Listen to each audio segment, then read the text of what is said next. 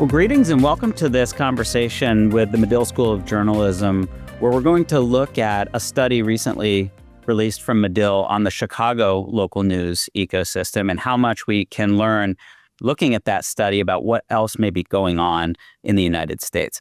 I'm joined by three great colleagues here. Dr. Stephanie Edgerly is one of the leading voices and researchers on local news audiences in the United States. Tim Franklin is a veteran executive of local news and has held leadership roles in many different newsrooms across the United States.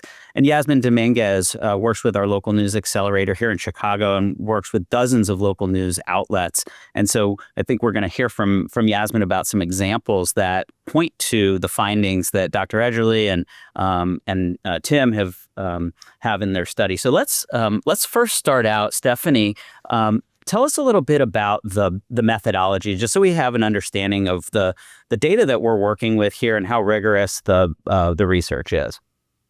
Yeah, important question. Anytime you're going to talk about survey research is how did you obtain your sample to be asking these questions about? And for us, we partnered with NORC, which is a polling survey company based out of the University of Chicago, to identify a broader geographic area of people that we could ask a bunch of questions about their local news consumption and attitudes and opinions about. And so specifically, we went with the larger Chicago Metropolitan Statistical Area, or MSA. And that's a pretty wide area. It encompasses 14 different counties. One of those is at the very southern end of Wisconsin. There are 9 counties in Illinois, and then 4 counties in Indiana. But all of them are around, let's say, 70 miles from the city of Chicago. So a broad range of counties that differ in some really important ways, but also ones that are very similar in some ways, especially in geographic area and proximity to a large city like Chicago. And then working with NORC, they allowed us access to a mixture of their AmeriSpeak and Chicago Speak panels, which are rigorous, high-quality panels of people that they have access to. And then they have developed this really sophisticated methodology, which makes our sample actually a probability sample because they randomly draw from people that live in that area to then ask a bunch of questions too. So the end product is over 1,000 people that filled out our questionnaire and gave us answers to our questions. And it winds up being representative of that larger Chicago MSA. Awesome. And Tim, there's something interesting about the Chicago MSA as relates to not just journalism, but a window into kind of the soul of the United States overall. What would you say makes Chicago so special in this context? Yeah, well, first of all, Chicago's in the middle of the country, so geographically, I think that's important.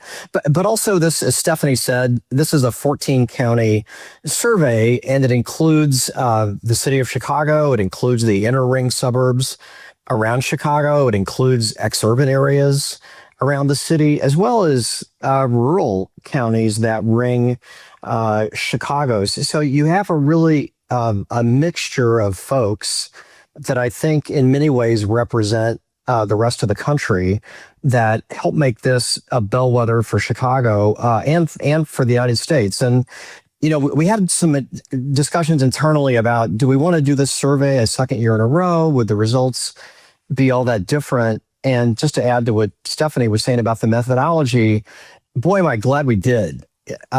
Because the changes between the first year that we did this survey and the changes in the findings this year were pretty stark in a number of ways. And I think that's just reflective of how massively the news ecosystem is transforming. And hopefully this survey, and one of the reasons we do this is so that news leaders in Chicago and journalists and scholars and philanthropists and policymakers can really have an in-depth understanding of how rapidly these changes are occurring, and then in turn, how they can respond to those changes. And can I just jump in there and add that, rapidly changing, yes. and the interrelationship between changes in, let's say, the political environment and how that can impact the local news ecosystem, although it was very much clear over the last year. Stephanie, particularly about that point. So I didn't really emphasize this on the opening, but this is the second year in a row that we've done this study. And the first year was they were still running on fumes from the tail end of the COVID era and many of the changes that happened in our society as part of that. And then this new study looks at, the massive, tumultuous changes that were undertaking in the beginning of the second Trump administration and the campaign there. And so in your experience as a researcher, can you contextualize just like how different those 2 years are one from the next? Yeah, it's tricky because on one hand, you want to attribute some of the change we see to clear changes in the news ecosystem and the trends that we're all very familiar with. At the same time, there were a larger environmental shifts in, administration, political environment, technology changes that certainly we weren't wrestling with during the first wave or the first survey, which was done in 2004. So, this survey was done about 6 months into the Trump administration and the end of May and June of 2025. And it's tough. There's no way to know exactly to what extent is this a trend that we will continue to see next year versus there was something just really special and unique about the first 5 months, 6 months of the Trump administration and some of those changes that we're observing. So like a true researcher, I'm going to say we need to collect more data and we need to keep doing this survey every year so I can give you a better answer to your question. Here. Yeah, we've established a really interesting baseline and now starting to be able to see some, I don't know if two data points connected with a line is a trend. We'll know in more time, but we need to do more of it. Yazmin, I just want to ask you here for a minute. There's also these secular changes happening in the local news ecosystem, regardless of these 2 years or this particular place, but Chicago's special in other ways, right? We've talked a lot about how Chicago is to local news what Silicon Valley was to technology development in the 1990s. There's just so many different experiments going on here. So what do you make of that, and how do you think that may be alive in the study we're going to talk about here? Well, that's an interesting question. I think speaking from the Chicago's perspective, something that it's known to be is it's a collaborative city when it comes to journalism. And so that kind of plays out on the editorial landscape as well as the revenue side of it. An example I can give relating to revenue, about in 2020 to 2023, there was 3 annual fundraisers where 40 news outlets came together and collected about $100,000 from public donations, and on top of that, received a pool fund from different funders. So I think that is something unique to Chicago, is how willing people are to work together on a collaborative front. And then on editorial, there's partnerships for days. And then there's, I think most recently, with all the recent news of immigration taking place in Chicago, about like 5 or 6 different newsrooms have joined together to do a joint coverage of all the different sorts of immigration waves or topics that have been happening. So I think collaboration is something that Chicago is really well known for. And I hope that answers your question. Well, great. Well, why don't we get into some of the most interesting findings? And I want to lead with the rise of the creator. Now, this has been documented across a number of different studies, and I think we can all feel it ourselves that our reliance on institutional media is not as much as it was because there are more choices out there. And so, Stephanie and Tim, I'd love for you to describe the findings about creators and the weight that they are exerting on the consumer of local news here in Chicago. And then we can ask ourselves why that might be happening in the way that it is. So the survey showed that about a third of the respondents said that they consume news from content creators on a daily basis. And if we had done this survey 5 years ago, and I think I heard Stephanie hinting that we should do it again next year. Stephanie, is that what you're suggesting? We need more data points? Okay, we'll work on that. But content creators have really emerged on the scene in a big way, and I think this poll shows that. And what was really interesting to me is that coming out of the legacy news business is that content creators were above traditional powerhouse news sources. Like more people get news from content creators than newspapers. More people get news from content creators than radio.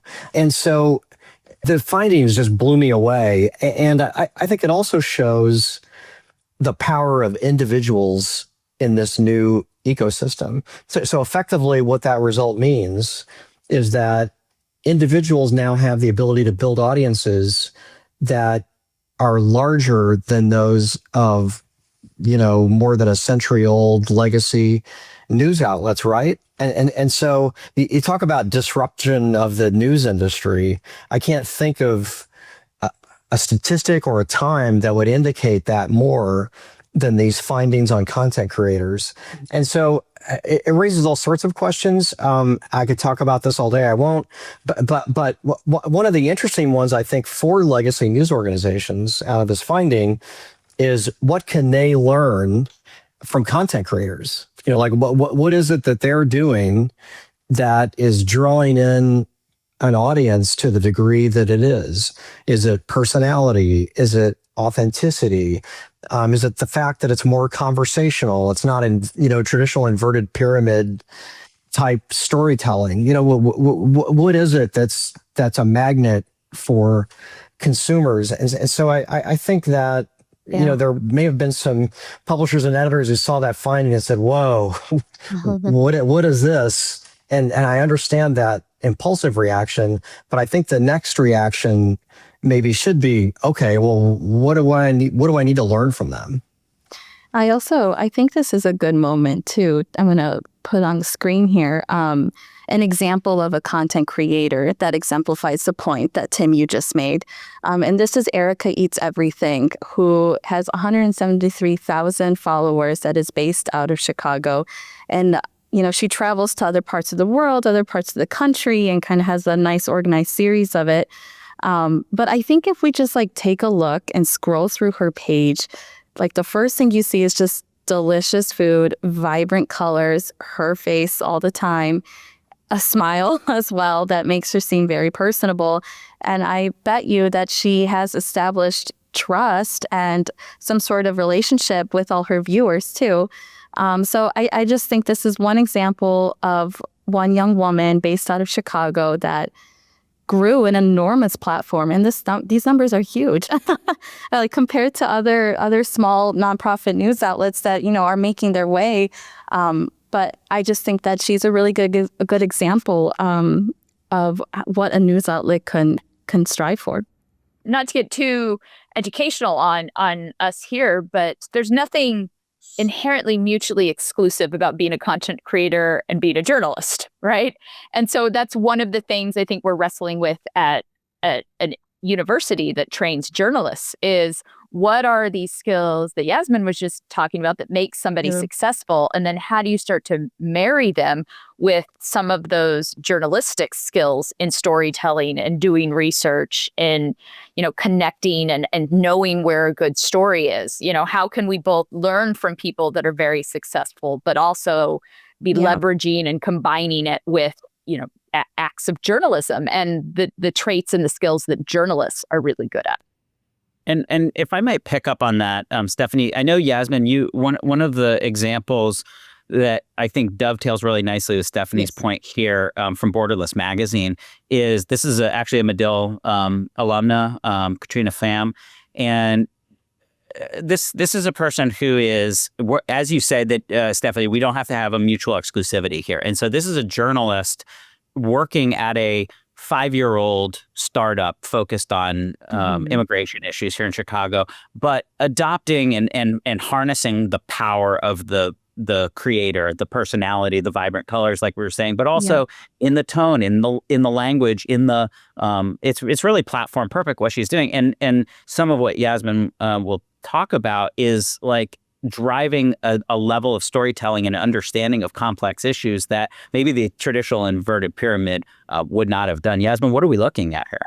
Yes. So shout out Medill alum Katrina Pham. She was placed in Borderless magazine. And what she's doing here, she's breaking down in about 30 seconds a really complex story that was about the Supreme Court allowing racial profiling to happen in the state of California. So I'm just going to have this play while I talk because I just want to show this visual of that.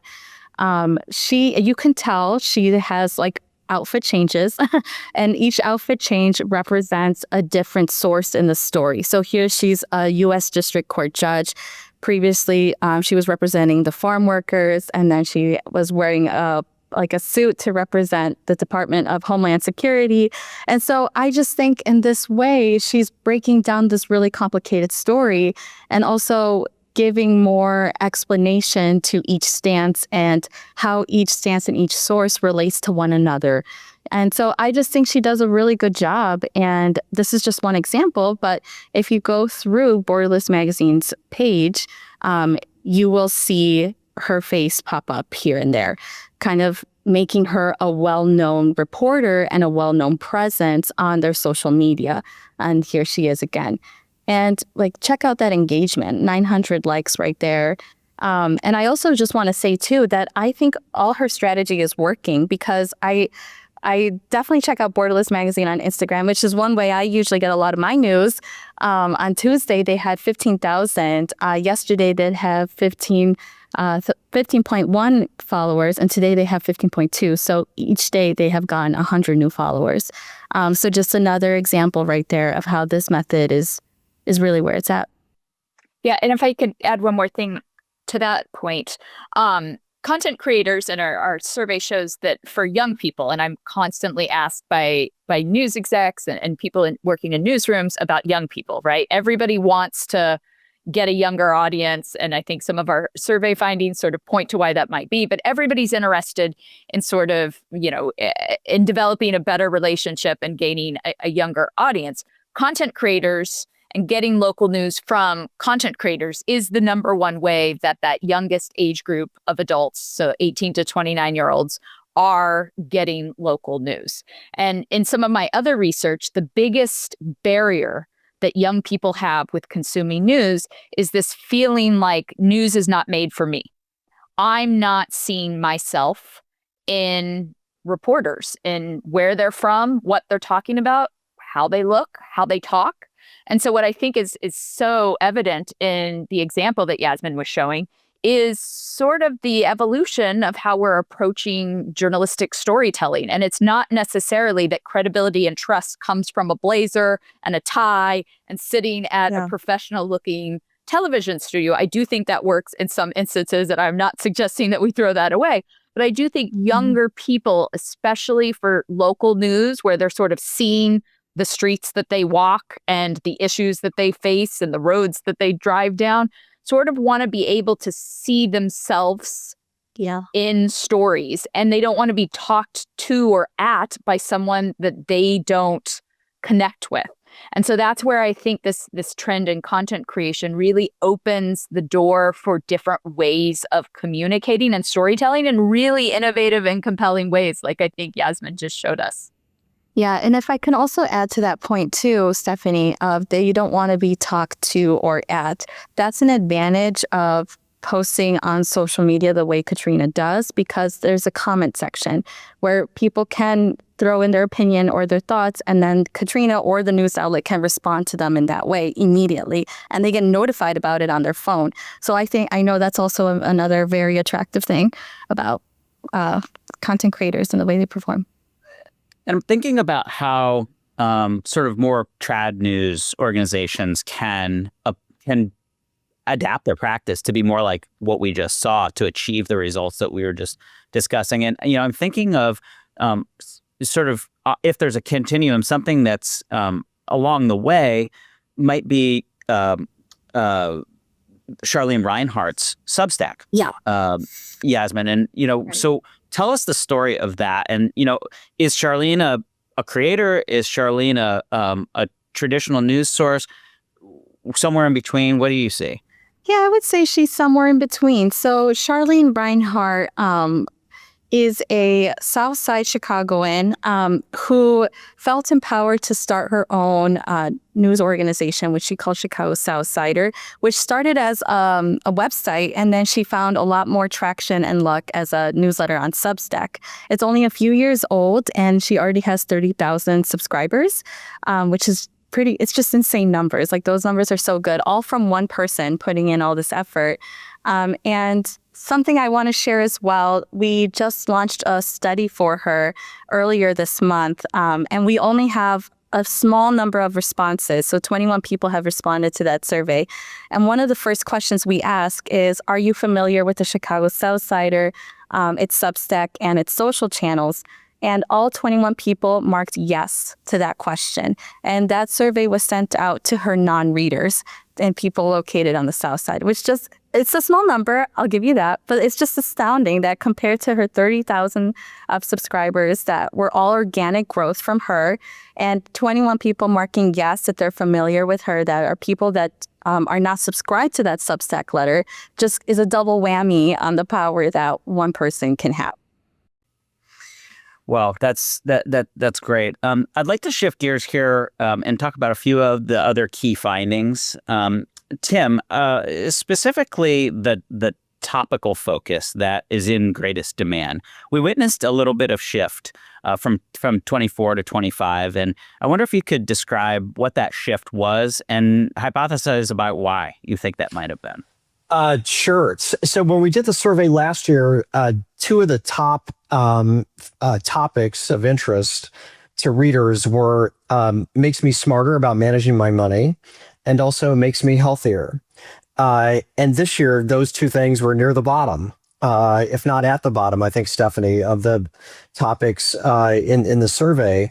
And so why is that? And I think that, and Stephanie makes this point often, these surveys are a snapshot in time.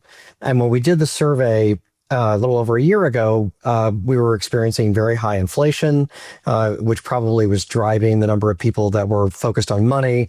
We also, as you mentioned at the top, we were coming out of COVID. So I think that was also very top of mind for people in the course of the survey. And the fact that there was almost a complete inversion this year of interest to topics that are more traditional news topics, people who turn to local news to be informed, and to, for local news organizations to hold their government accountable and things like that. So I think it's also a function of the fact, as you also said, that we just came out of the election, and there's been a lot of political and government news over the course of the past few months.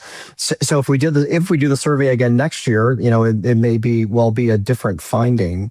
But I think the important point there is that news organizations need to be able to read the radar, to read the market, to understand their audiences, so that they know what it is people are focused on and what they're interested in, and then they can respond to those needs of their consumers. And there's a real danger of being disconnected in your coverage focus and in your kind of editorial strategy if you don't know what it is people are focused on at the time. And so to me, I think that reinforces that notion. Stephanie, of course, topical relevance is going to drive consumer engagement. You're going to have more people as your customer if you're serving them a product that they want. In this study, we found more than half of Chicagoans, or those in this 14-county region, are engaging in local news every single day, and a very high number if you zoom out to larger periods of time, like a week and a month. You're getting into the 90% by then. But there's a big gulf there. There's a generational divide and a big drop-off when you get to younger consumers. Can you describe what those numbers look like and give us a window into why you think they may be true? Yeah, I mean, in general, there are a couple of layers you got to peel apart there. First, the fact that younger people are consuming news at a lesser rate compared to older generations is nothing new, right? We see that often throughout time, that younger people don't have the time, the money, the job flexibility to devote to consuming news, whether that be national or local, at the rate that older people do. So, let's not freak out too much is one answer. But at the same time, we are seeing that there is something particular about this group of young people that are consuming less news, local and national, compared to young people of the past, right? And so that's what's a little more worrisome. And I think it would be a really faulty assumption to think, oh, once young people get married, start having kids, buy a house, they'll want newspapers or they'll want to consume local news on the television. I think that's a really big gamble. I also think we have a lot of evidence that young people are delaying buying a house and getting married and having kids significantly. So some of those big life events that used to accompany and motivate news consumption are being pushed later in life. And I think you're seeing news organizations kind of indirectly have to wrestle with what does that mean for how people consume news, how much news they consume, and how do we target young people when they're not going through these life events that they used to at an earlier age. And just to piggyback on Stephanie's good point, and not only are they consuming news at different levels, but they're consuming news on different devices. So another finding of this survey is that about 73%, I think it was, of younger consumers are consuming news on smartphones, and almost the exact same percentage, little 70% plus, are consuming news on television sets. And so look at the expanse of that difference between how the generations are consuming news. And we also, see where we saw last year, smartphones were just a little bit ahead of television in terms of the device of choice for news consumption. And in just 1 year, that gap has really opened. Smartphones are now, I think we can say definitively, the dominant device of choice for news consumption. And then that raises all sorts of issues and questions for news providers. Are they producing content meant for the phone? Are they producing video meant for the phone? And it also has big business implications as well. How do you monetize the phone and content on the phone compared to some of these other devices? And, just the other day I heard NYU business professor Scott Galloway, who was positing that in this environment, the bigger the screen, the lower the ROI, the lower the return on investment. And so, because phones have now become so predominant, even in video consumption. But I can't tell you how horrid of a user experience it is to be on a tiny little screen and then have like 3/4 of the tiny little screen taken up by ads that are and I can see 2 lines of the text as I'm trying to navigate. I'll also just mention that, because I went back to confirm this in the report, that although smartphones, mobile devices are certainly the device du jour for younger people, that 18 to 29-year-olds, they're also the number one device for consuming local news for the next older age group, 30 to 44, and the age group after that, 45 to 59. It's only once you get into the 60 plus where the number one device for local news is now the TV. So although the youngest group is really, really into their phone and just their phone, it is still the number one device for the other age groups too. And I think we can see why TV manufacturers are trying so hard to make their product behave like something other than TV, add smart features and have it be, like a giant web browser, and have it be more software forward. But it's not, obviously it's not connecting with local news consumers as the delivery mechanism of choice as you get into those younger ages. All right. Well, maybe one last topic I want to tackle before we wrap up has to do with consumers' willingness to pay. And so for local news, I should say. And so, we have lots of money going towards subscriptions. Netflix and Hulu and Disney Plus and YouTube TV and all the rest of it. I don't know whether you think, Tim, it's a small or a large number, but 15% of people in our study said they're willing to pay for local news here in Chicago. What do you make of that figure, and how do you put that in historical context? This was, to me, probably the most depressing finding in this survey. And just to put this in some context, so as you mentioned earlier, something like 85% of people said they consume local news at least once a week. So there seems to be a demand for local news. So then the question is, why aren't people willing to pay for it? And part of it is historical. Like when the history of this era is written, the decision a lot of major news organizations made to give away their content for free on the web, I think helped condition the audience and people that they didn't have to pay for news. And I think in some ways we're still paying, literally paying for the price of that decision that was made years ago. But just to put this in the context of the current economic environment for local news, as you know, like 10 or 15 years ago, something like 80% of all of a local news organization's income came from advertising. And in the past decade, we've seen, 2/3 of ad revenue to newspapers just vaporize. It's gone. So news organizations are now having to rely on reader revenue, that is digital subscriptions or memberships, or in some cases print subscriptions still, to help fund the journalism that they're trying to provide for their communities. So if only 15% of folks say, yeah, okay, I'm willing to pay for that news and information, then there's a problem there. Now you don't need 100% to pay. You don't even need 50% to pay, but you probably need 20 or 25% of households in a market to be willing to pay to help provide the kind of news and information that people rely on and need in their communities. So that's something that I think news organizations are going to need to focus on and work on over the course of the next few years. Is how do we convert the readers that we know that we have, or the viewers or the listeners, into paying customers? And if I may, I have two examples of how two different news organizations in Chicago are coming up with innovative ways to make up for that lack of funding. So I want to put on my screen here. I just found this not that long ago.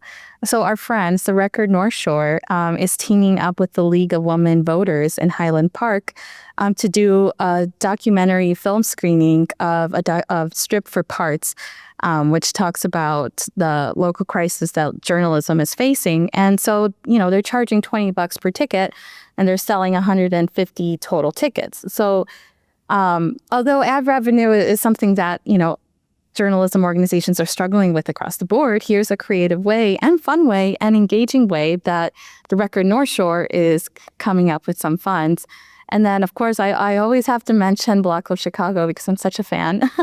But Block Club really leans into a lot of things that make Chicago unique. One of those being festivals, like Summertime Shy, it's festival season, everyone's out, right? And it carries on from summer to the end of autumn.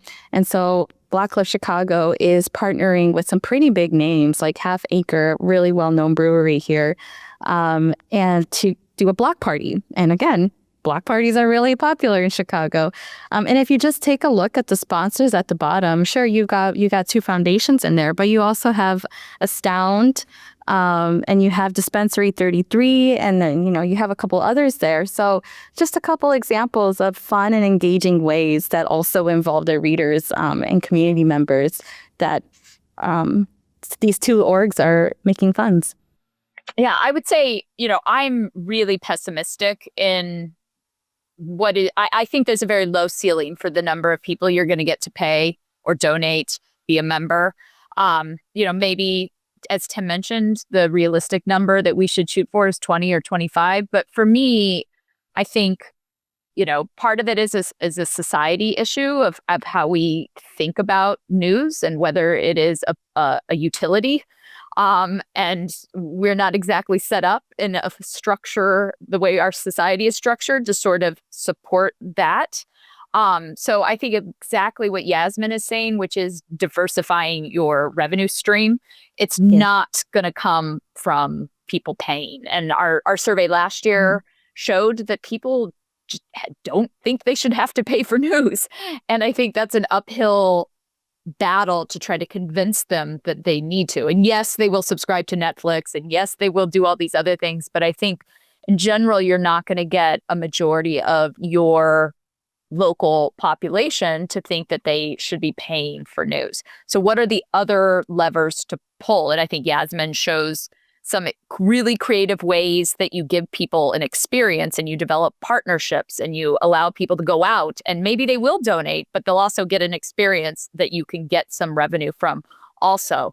Of course, I think this is a little bit on the back burner at the moment, but I think exploring policies at the federal level, certainly we have them at the state level, of how to help out local news organizations. That kind of lobbying and that sort of policy advocacy definitely needs to be also continuing. Well, that's great. And as I wrap up, I'm cognizant that the word depressing and the word pessimistic both came up in the last couple of minutes, and for good reason. But I'd like to wrap us up by having us all give one reason that they see in the data from this study or your own observations, a reason for hope and optimism about things that could be happening in the local news ecosystem. And I'll start just to give you all a chance to think it over. And it links together points that Yazmin and Stephanie were just making a second ago.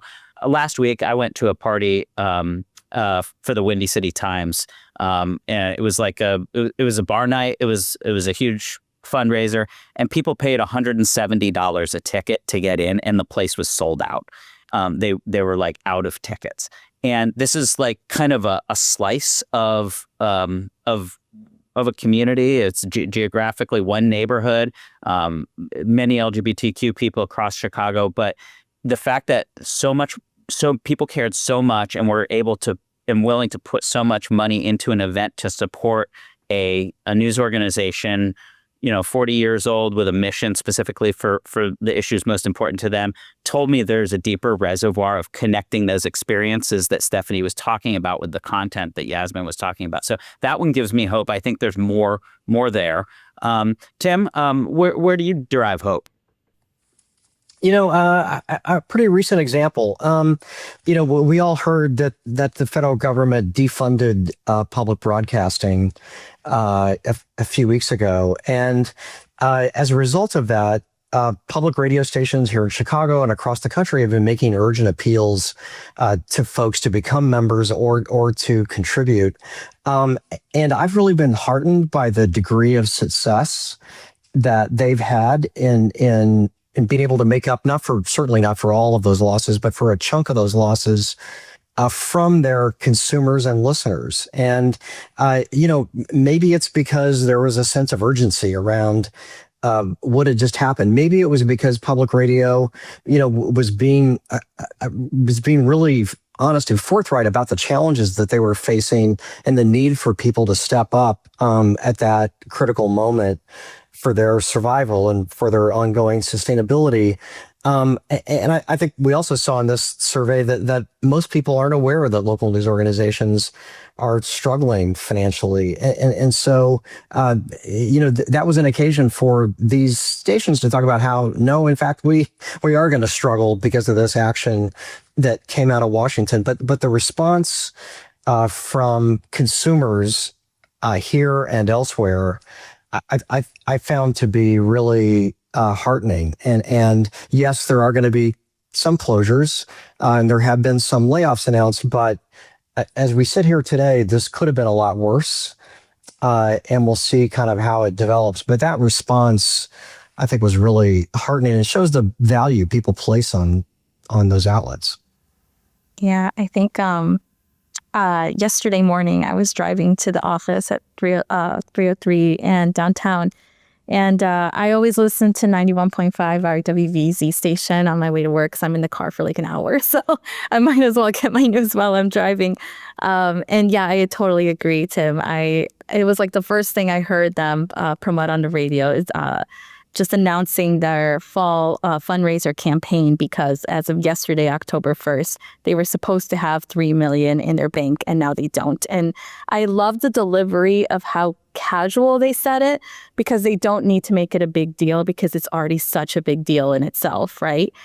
So I just thought I loved how responsive they were, and I thought they were doing the right thing by just announcing it first thing in the morning. But Mackenzie, to answer your question, I think what kind of gives me hope and gets me going is that I think right now we're living in a world where everything is changing, not just journalism, but every sort of industry, way of life. A lot of things are changing. And I know a lot of people in these news organizations and different newsletters that are very intelligent and smart and are very aware of that and know that they also have to change their methods of diversifying revenue or kind of engaging community more in different ways. So I think I just see it in my day-to-day job and having relationships with all these people that I've formed for the past 5-7 years, that I just have so much faith in the people making this news that's kind of what gives me hope, because I know they're going to do well and they're going to engage the public in the right way. And people want to stay informed. People are motivated. They want to know what they can do. They want to know what's going on. So the news is not going anywhere. It's just transforming. The way it is consumed, the way it is delivered, the way it's paid for is just transforming. And I think it's exciting that we're kind of on the forefront of leading all that and are able to support our peers that are doing that. So that's what I have hope in.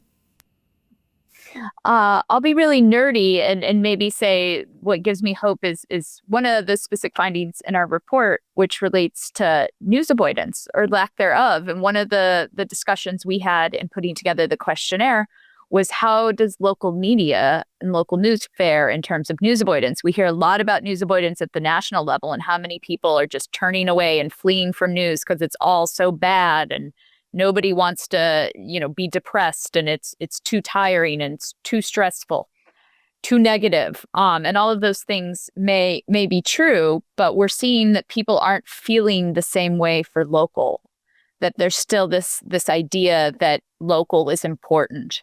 And even if the stories are negative, and many of them are, because important stories can be negative, people at least are not avoiding news at the same rate as they are national news. And so I think that's a unique opportunity for local news media to sort of be thinking about the role that they play in the current climate and helping people stay informed and also feel energized and like they can do something for their local communities. Well, that's great. I'm so glad we ended with that nerdy answer, because that's another way of saying nerdy is bolstered by fact and research. And so the data that underlies what Stephanie just said is part of a number of links that will accompany this podcast. We'll make sure that if you're watching this and you want to learn more, you can read that primary research. You can read everything from how Chicago gets its local news study, both 2024 and 2025. Also, very soon, you'll be able to read the State of Local News Project, which will be released by Medill, that looks at many of these same and similar issues across the United States. And all of that will be at localnewsinitiative.northwestern.edu. So in wrapping up, I'd just like to say thank you so much to Stephanie, to Yazmin, and to Tim for shedding light on this important issue and giving us the analysis and giving us, I dare say, a little bit of hope there at the end. So thank you, and we'll see you next time.